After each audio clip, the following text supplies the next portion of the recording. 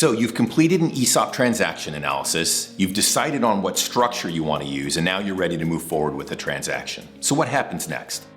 Over the next 3 to 4 months, we're going to work with you to implement and close the ESOP transaction. And that process really involves 3 parallel processes that we're running at the same time. One process is raising the financing for the ESOP transaction. The other is designing the ESOP plan itself as a benefit plan for your employees. And then finally, the last process is negotiating the key transaction terms with the trustee team. I'm going to talk about each one of those in sequence. During the first process, the financing process, we're going to prepare a confidential financing memorandum that will be used to solicit terms from several potential lenders to find the best partner for you, unless, of course, the transaction is financed solely with seller debt.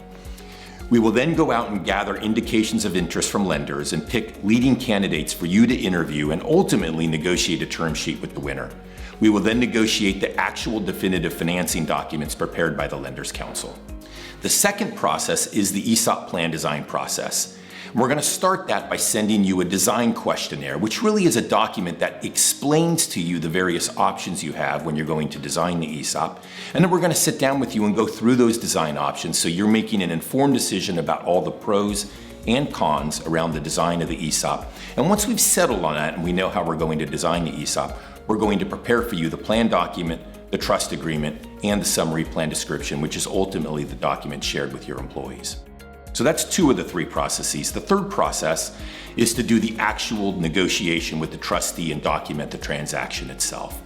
First is the key part of hiring your actual trustee, who is going to be the counterparty for that transaction.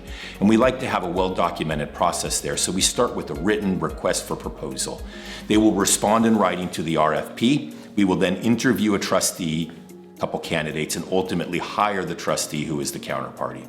Once the trustee's hired, we're going to prepare an information memorandum that will form the basis of the kickoff due diligence discussion, which is an in-person meeting we're going to have with you, the trustee, and all of your advisors to really educate them about the business and let them start their diligence process. To help facilitate negotiations of the key terms, we're also going to prepare an initial offer, a term sheet, if you will, that forms the basis of the offer with the trustee.